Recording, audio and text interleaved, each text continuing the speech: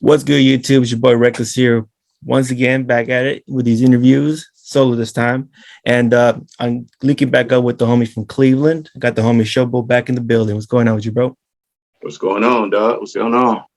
Not much, man. It's been a minute since we talked last time and shit. You know what I'm saying?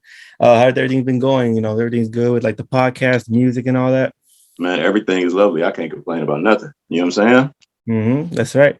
Since we last talked, how's the podcast doing? The Plugged In podcast, for those who don't know, you can link down the description. You know, after the interview, you can check it out.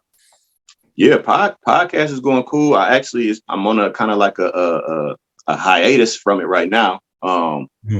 Basically, what happened? I wanted to get out this 2021. I was getting everything out, and I wanted to make sure I had everything, all the episodes out that I wanted before like the holiday season. Yeah, because the holiday season, when everything kind of gets kind of hectic for me with dealing with family and everything, and I actually was traveling and stuff too.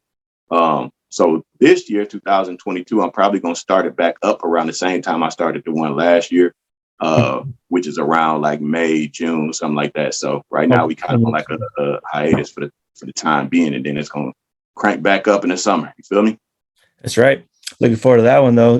So the last time we talked about the podcast, the main topics were the cryptocurrency trend that was going on with the Dogecoin. We had like of course, like the what was it, the Bitcoin and all that. So like, and nowadays it's only been 8 months in the last interview, and now within those 8 months we have NFT. They just popped up out of nowhere, it seems like, and you know what I mean, started kind of taking over, you know what I'm saying? So just to speak on a little light, as a little sneak peek, if you will, of the podcast, like how do you feel about NFTs in the marketplace right now? And do you think they replace crypto, or what's going on with that?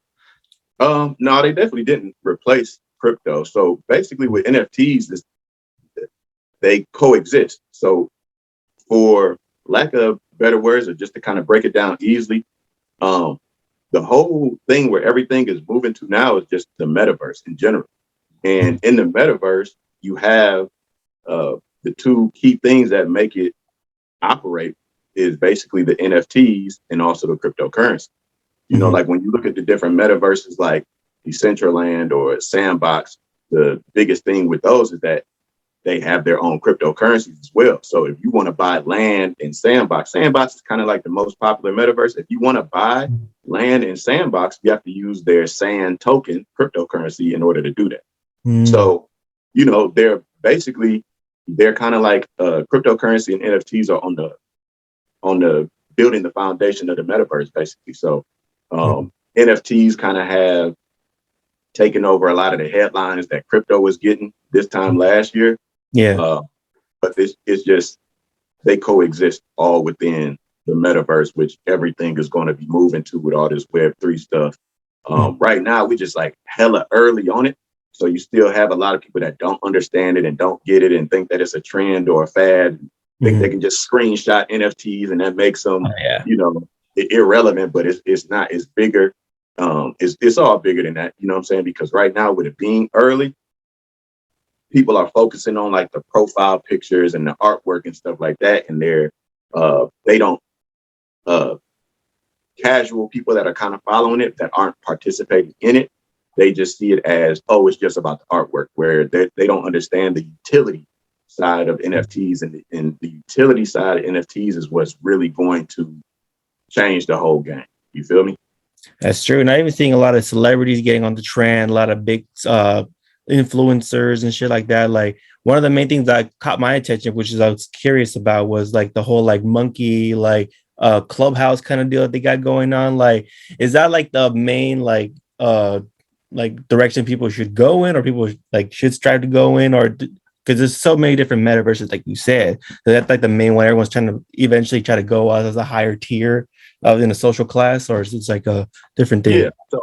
So basically, just like anything else, just like if you think about music or you think about movies or cars or whatever, there's different tiers. You know what I'm saying? So the A-list projects, like Bored Ape Yacht Club is the number one. Like that's the one that you see all the celebrities getting into, that are pouring money into them, because, you know, if you didn't catch them early and you kind of waited until they blew up, like right now as we speak, you know, just to buy in the Bored Ape Yacht Club, you paying like $200,000-$300,000 just to get one of those NFTs.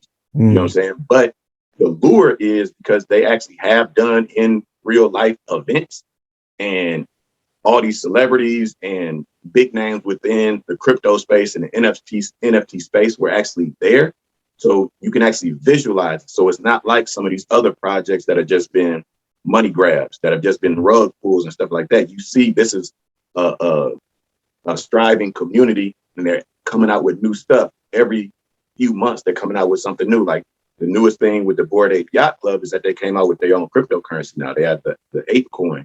Mm-hmm. And the way they did it right, and this is what I was talking about earlier with utilities, the way they did it is that they sent out free tokens for people that would, for holders. If you had a Bored Ape Yacht Club NFT, when they came out with their new cryptocurrency, they sent out free tokens. I think it was like 10,000. They sent out 10,000 tokens to all of their holders for each one that you had. So if you had one Bored Ape, you got 10,000 tokens. If you had 5, you got 50,000 tokens. You understand what I'm saying? Yeah.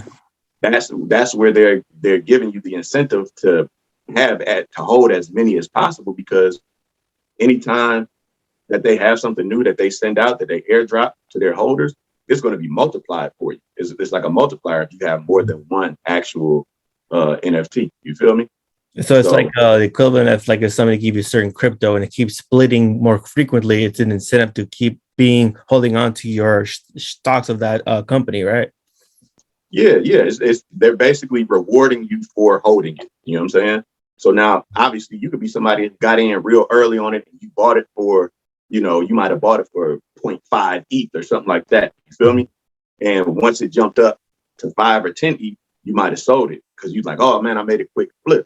But those people, those traders, those quick flippers, like they don't have, obviously they don't have a holder's mentality. They don't have any passion in the actual project. You know what I'm saying? They're just flippers.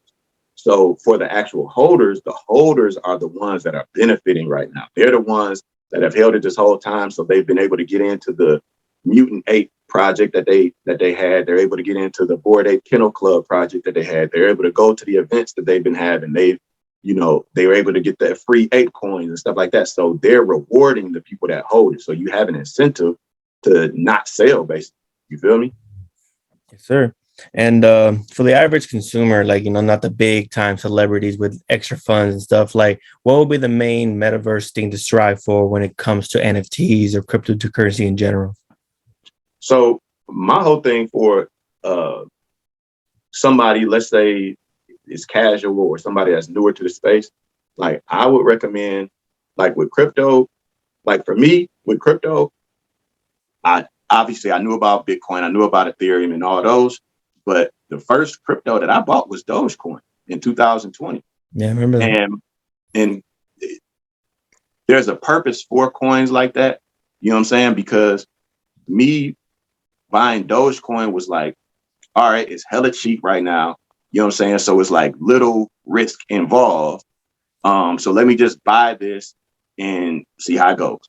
You know what I'm saying? So I was able to just kind of jump into the space with Dogecoin because I felt there was little risk to it. Like I bought it when it was like, it was less than a penny when I bought it. You feel me?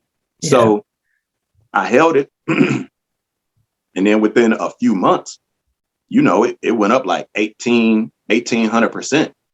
So then I'm like, oh, hold on now. This is for real. So then that's when I started digging deeper and deeper and deeper into the crypto space and understanding it, because I'm like, oh shit, this is real. So when you have coins like Dogecoin and like Shiba that are relatively on the lower end price wise, they bring a lot of people into the space that weren't there before. Because I mean, you remember seeing how many people were talking about Dogecoin and this, that, and the other, and how many people were just jumping into it. But that's what happens when you have a coin like that, where some of the real Bitcoin maximists and stuff like that are like heavy into Bitcoin, they like frown upon coins like that. But that's the reason why you got all these people that flooded into the actual space back in 2021 was because of a small coin like Dogecoin that blew up and got all those headlines and everything. So that's what I would say is like getting into the space. You have to crawl before you walk. You know what I'm saying? So like Dogecoin was how I got in, and then I learned the space from there. I mean, hella hours, hella time that was put into it for me to have the understanding and the knowledge of it that I have now. But that's how I got in. So same thing with like NFTs. Like if you're getting the NFTs, I say go for a smaller tier project that you actually believe in the vision of the creators. Like you actually believe in the actual project. You're not getting in it just to flip or just to make money or whatever the case may be. You know, you want to get into something that you actually are passionate about the project or either believe, just see the vision, you know what I'm saying?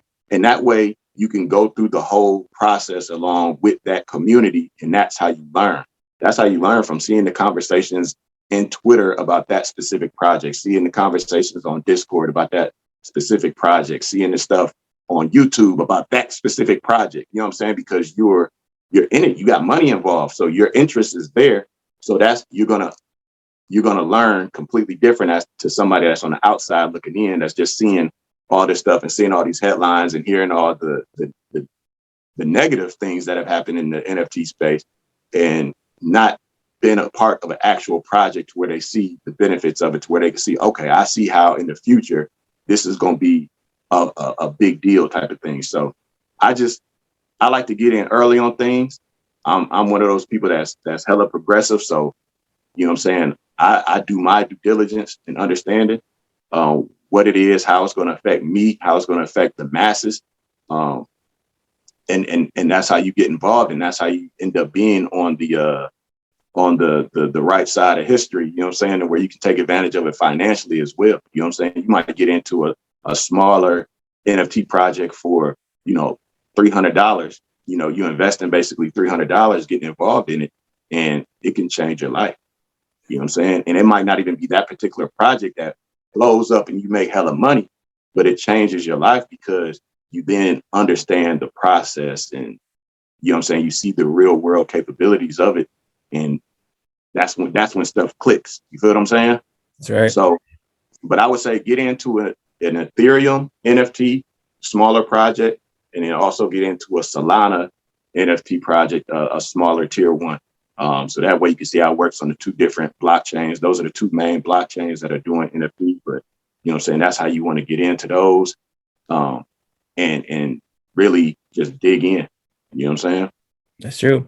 And the question arises, have you gotten on the trend early, and did you make any like playing cards or like NFT like investments or at all? Yeah. I got a couple of different NFTs, you know what I'm saying, that I have myself that I'm holding on to. So and that's why I can speak on it the way that I've been speaking on, because that's what I did. I got into a project that was smaller, and went for the ride. I'm like, all right, I got in for $200. You know what I'm saying? I think this is dope. I think the artwork is dope. You know what I'm saying? Let's see how it goes. You feel me?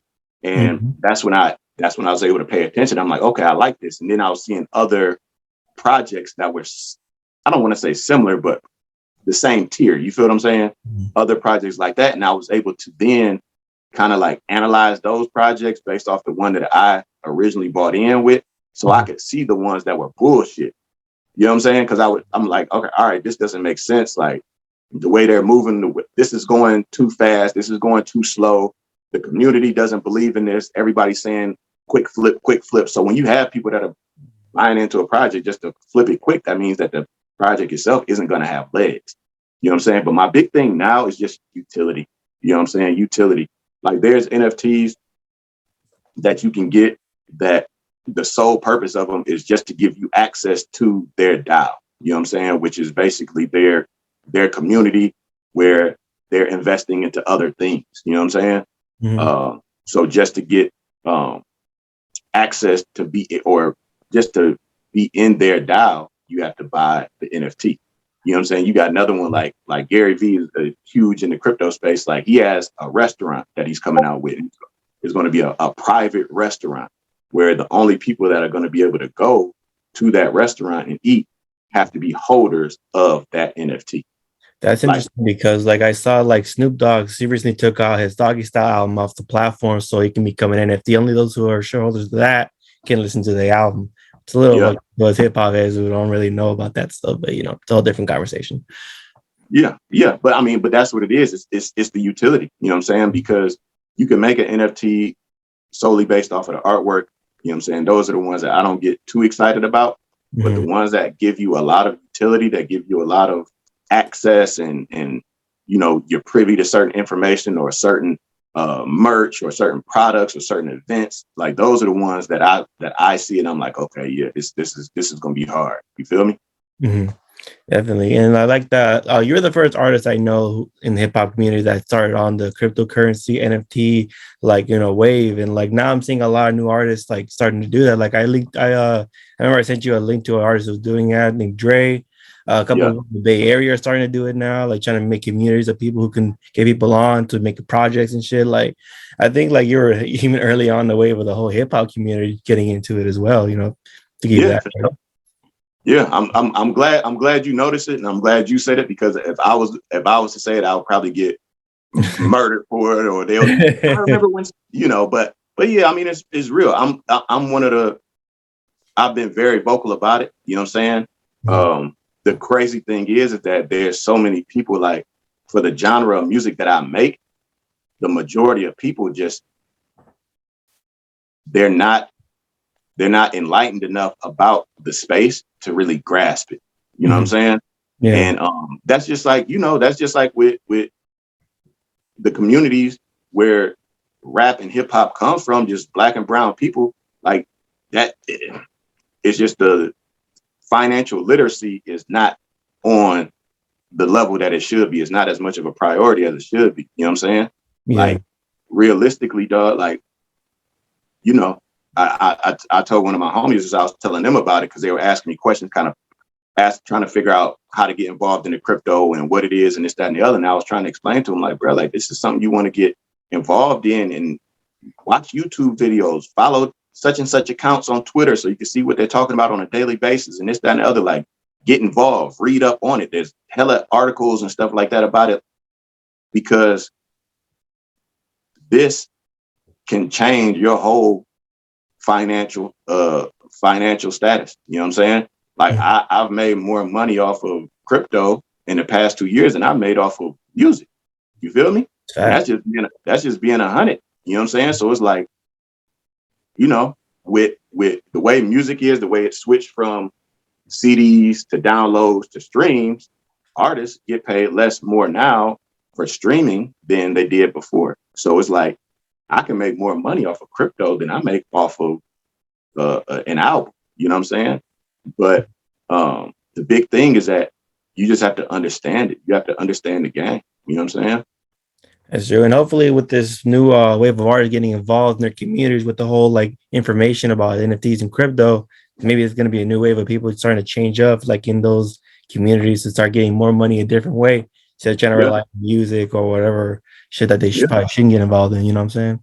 Yeah, absolutely, man. It's so many options, and like what I try to do is I try to integrate them. You know what I'm saying? I try to bring, you know what I'm saying, the crypto, whether it's crypto, whether it's NFTs, whether it's like the stuff I talk about on my podcast, I try to integrate it all into the music. You know what I'm saying? Because at the end of the day, it's like, when I make music about the stuff that I'm actually really into. You know what I'm saying? About my lifestyle, like even like the things that I post, you know what I'm saying, on Instagram, for an example, is like, I'm posting.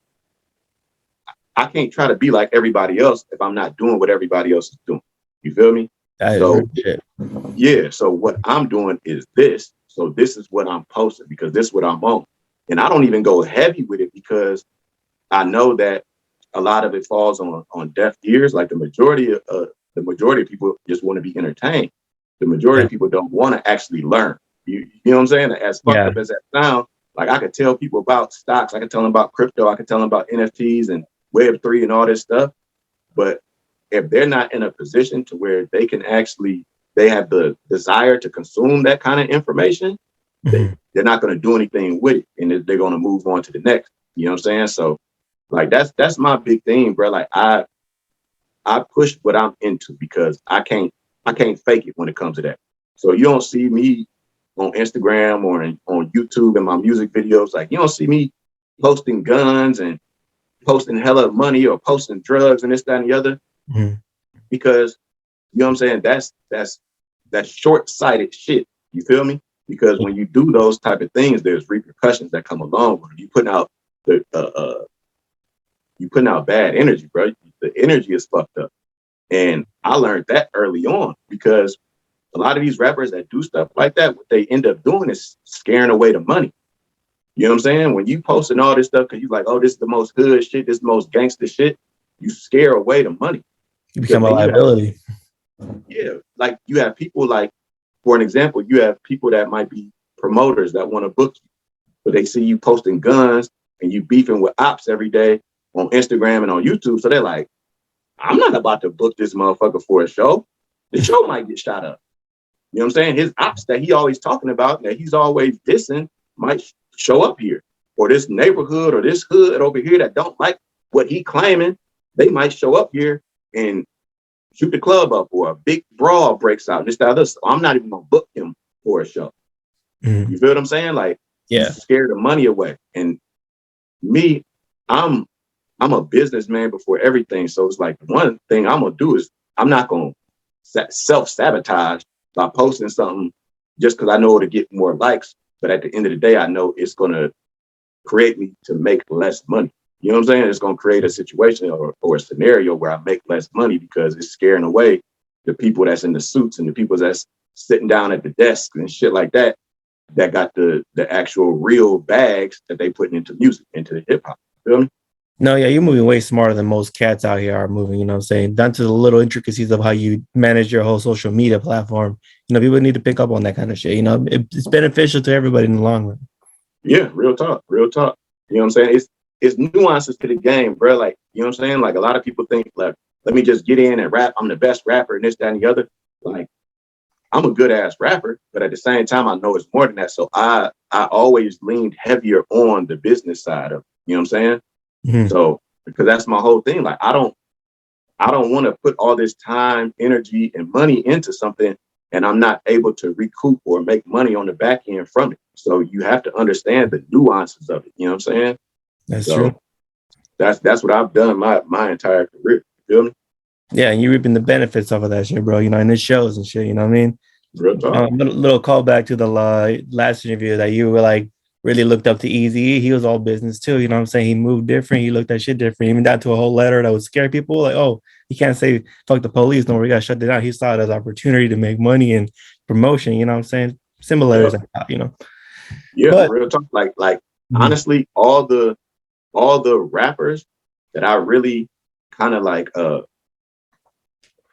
that I really like clung on to were all business. Like, they were all about their business. So it's Eazy-E, E40, Too Short, Master P.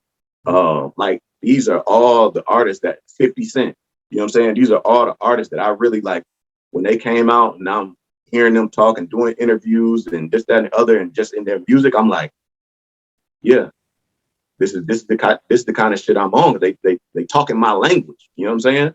Yeah. So, yeah, so it was familiar to me. So I was always attracted to those artists because they were on the same wavelength as I was. You feel me?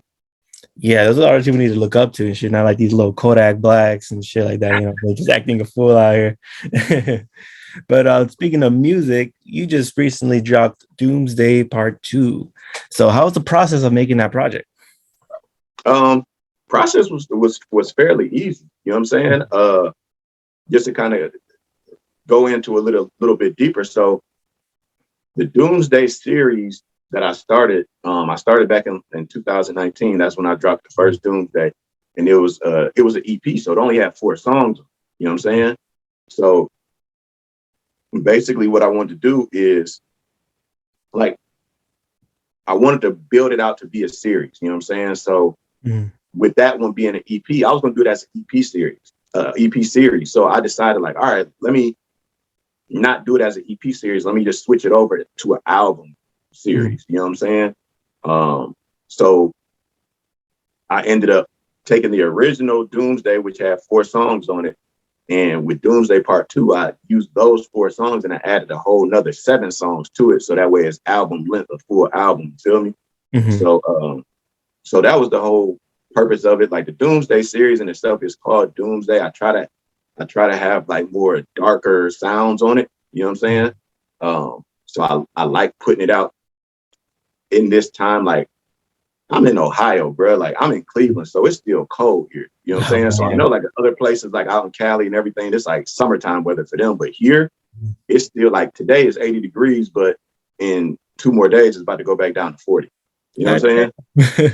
So you know what I'm saying? So here we still are experiencing that. The seasons and the weather is that darker type of thing or whatever. So that's why I put it out now, because I was like, I got to put it out ASAP before the weather really breaks and goes into the summer music. Then I'll put out summer. You feel me? That's true. Yeah. So I try to stay on that with my music. The feel of the music, I try to have it match the season that I'm putting it out in. You know what I'm saying? Because I used to hate that. Like when I was younger and I was listening to my favorite artists, and they would put out an album and it would be a summertime album, but they put it out in November. Oh yeah, I hate that shit too. And I'm like, this don't feel right. You know what I'm saying? Like, and it might have been an artist that's from Cali or artist that's from the South, where it's warm there year round. But being in the Midwest, I'm like, this is a summer album. I want to put this in the whip and have the windows down and be blasting this. And I can't even do it right now. So I can't even enjoy this particular song, you know what I'm saying, the way I want to, because the weather ain't permitting. You feel me? Little look for those out there, make sure you drop your album seasonally accordingly. You know what I'm saying? Because so that's a big thing that I'm on. So like all of my darker, like even like kind of like the grimier sound and stuff, I try to drop it out. I try to release it from like fall and winter. You know what I'm saying? Because that's the feel here. It's dark, it's cold, we get snow, you know what I'm saying? All the leaves fall off the trees. You feel me? So I try to release those during that time. And then my more like kind of turned up stuff, you know what I'm saying? I try to release that in the summertime, because that's when you can enjoy that feel, that energy and stuff. You know what I'm saying? No, true that. It's interesting, the name of it, Doomsday, like, and you dropped it in 2019. And right after that, the whole pandemic started. You know what I'm saying? Did you kind of predict that too? Were you really on that trend as well? No, man. Actually, I didn't predict that, but the irony is kind of crazy though. You feel me? Yeah. But I was anticipating a recession though.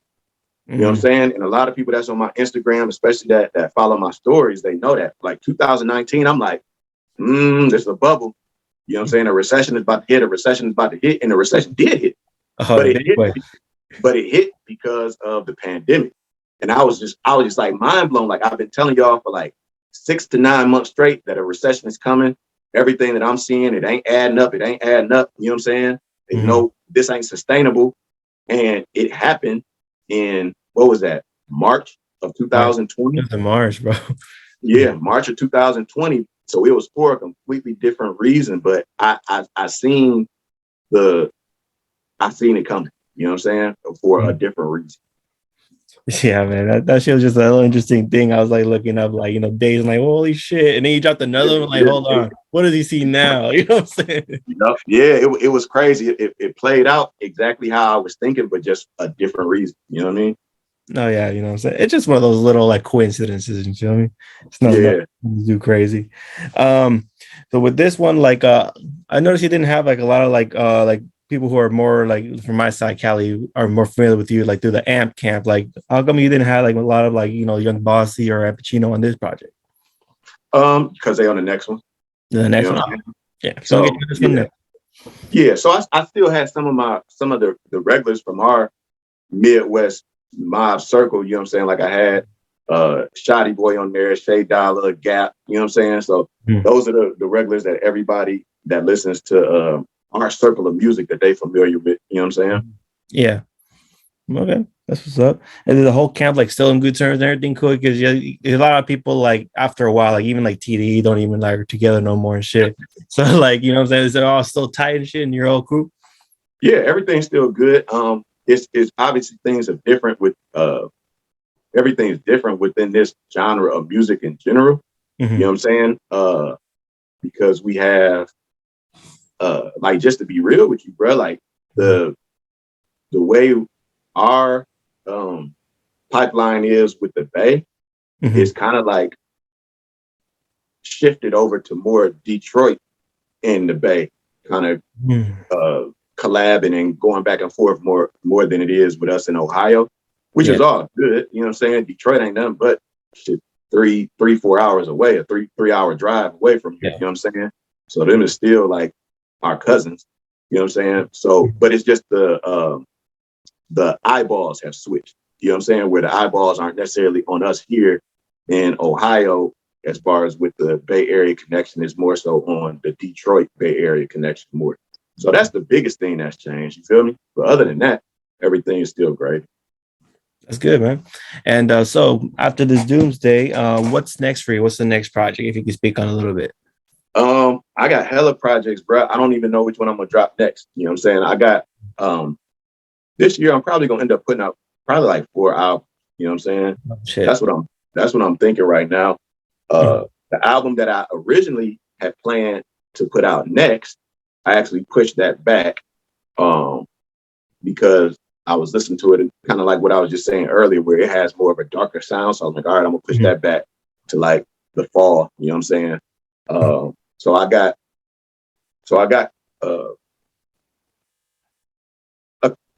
maybe 2 projects that I'm working on that kind of have a summery feel. So one of those will probably be the next one, but I haven't decided yet. So I don't want to say exactly which one it is because I don't want to get people upset if I end up dropping one before the other or whatever the case may be. But yeah, I got something new that's going to be coming out fairly soon that I'm dropping for the summer. You feel me? Perfect. We're looking forward to that one, man. It's coming real soon. May is like next month, you know what I'm saying? So we're definitely looking forward to that one. And lastly, just to touch on the Doomsday one more time, what's your favorite song in that project? My favorite song, I would probably say, because I would pick from the new ones out of the new 7 that I added on there. My favorite one is Get Money. I would say, you know what I'm saying? Get Money, because that one just kind of has the energy that I like. You know what I'm saying? Where I could kind of put that, like for me, I like beats and I like songs where I can just go crazy on. You feel me? And that Get Money is kind of one of those songs where I could kind of like talk my shit, but also had the bounce in there too. So when you hearing it, you can't deny it. You know what I'm saying? Your head just start bobbing automatically, type of thing. You feel me? Hell yeah, bro. Fuck. There's a lot of dope songs on there. If everybody wants to check it out, link down in the description below so you can check it out. Anything else you want to add to the people out there, bro? No, man, nothing crazy. You know, just keep on the lookout for the next projects and everything. You know what I'm saying? Doomsday 2, out right now. You know what I'm saying? Definitely some hot shit that's, you know, got a little tougher edge on it. You know what I'm saying? And then next thing we're gonna come back into the fly shit for the summer. You feel me? That's right. Sounds like a plan to me, bro. All right. With that being said, thank you for being part of this interview. You know what I'm saying? Always welcome back anytime. Yes, sir. And make sure to like, comment, subscribe for more interviews like this one. Hit the annotation bell up above so you can always be alerted for a new interview that comes up just like this one. And make sure to go down the description below, check out all the social media stuff where you can check out Shoboat, his music. And until the next one, guys, we out this bitch. So be easy. We out.